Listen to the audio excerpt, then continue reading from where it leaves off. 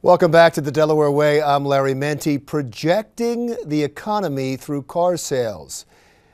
Meet a man who says that's possible. Santosh Viswanathan is the managing partner of Willis Ford in Smyrna. Thank you so much for being here. Thank you for having me. We have a relationship, and we had a discussion, and you told me something fascinating, and that is you can project a little bit about what the economy is going to be based on information you get on car sales. That's true. How does that work? Larry, we live in a pretty rural area. Most of the people get to work with cars and trucks. There's no mass transportation as there in the city areas. What I do every day is the first thing I look for is what do the lead volumes look like coming into the dealership, and what's the strength of the retail customer. So one of the things I do is look for the consumer sentiment. How does the customer feel every day? Not at the end of the month, but I can gauge it every day. So what happens is I come in the morning and I can look at the lead volumes for where the average consumer is sitting at home, probably cooking, watching TV, and going to willisford.com website, picking up a car, and sending us a lead, asking us for more information on this car. That's because they feel good. That's consumer optimism, consumer sentiment. Then there's the retail strength. Is the customer going to actually come in and buy this vehicle? And it costs money. You know, we sell cars from $10,000 on up to $72,000 to $80,000. But it's a big investment for somebody. Absolutely. They can barely afford $10,000, or they can afford $70,000. It doesn't matter. Absolutely. And it's not every day that people can come in and sign on to an $800 payment unless they are comfortable making that call. So where Wall Street and the government comes up with these retail numbers at the end of the month, which is hindsight, I can look at it every day and say, look, on a daily basis, how's the customer feeling? Because that's how I manage my business, people and products. And this has stayed true? I mean, what you've seen in the beginning of the month or the middle of the month has played out when you get the figures at the end of the month? Absolutely. And over the 20 years that I'm in the car business, I think the internet has allowed us to look at this in real time. Because when consumers send in a lead asking for more information the night before, I get that reading first thing in the morning. Because that's the first thing I look at. How many leads do we get in on a particular morning, which gives me an indication of how business is going to be that day, that week, and indeed that month. Do events change this? Absolutely, absolutely. So I'll give you a good example. So when we had the way the election went out, as soon as the election results came out, the lead volume went down because people were more glued, more concerned about what was happening in the environment right then and there. It doesn't necessarily mean, or you tell me if it does it necessarily mean that they don't like Donald Trump, or they just don't like uncertainty? I think it's the uncertainty.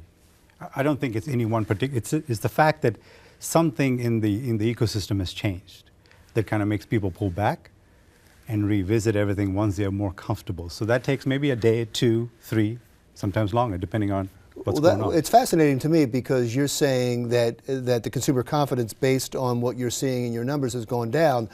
Wall Street took a hit initially and then skyrocketed up to a record. Same thing with us. So the 24 hours right after the election, we saw some softness in the lead submissions, but now it's gone right back up.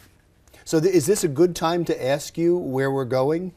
Because there's just been a volatile event and things might have been thrown off a little bit. Can you get a feeling about consumer confidence right now? I can tell you that based on what I'm seeing today in the past 2-3 months, I think the online retailers and the bricks and mortar retailers are going to have a good Christmas selling season.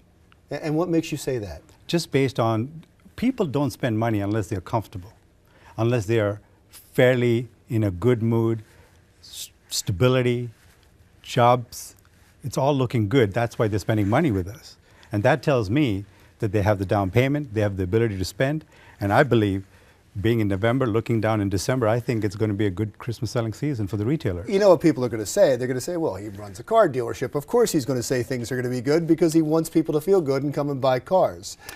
Well, that being said, car sales are not that strong in December because we don't compete with Santa Claus. We normally do better after Christmas is done. So I would say to you and to your listeners that when I refer to retailers, I mean your normal mall retailers, department stores, that kind of thing. I see. So that's where the strength will be in the market, and not necessarily with car dealerships? Not during the first 2-3 weeks of December. We are generally not competing with Santa Claus. Our sales generally come in the last week after Christmas. And how far, it is fascinating to me, how far is the range that you can see? You took us to the end of the year.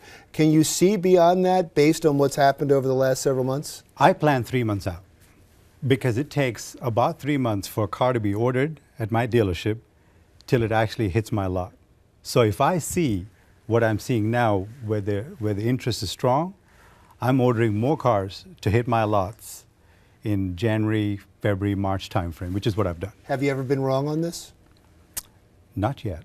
Is that honest to God truth? Yeah, absolutely. And this is how many years? 20, north of 20.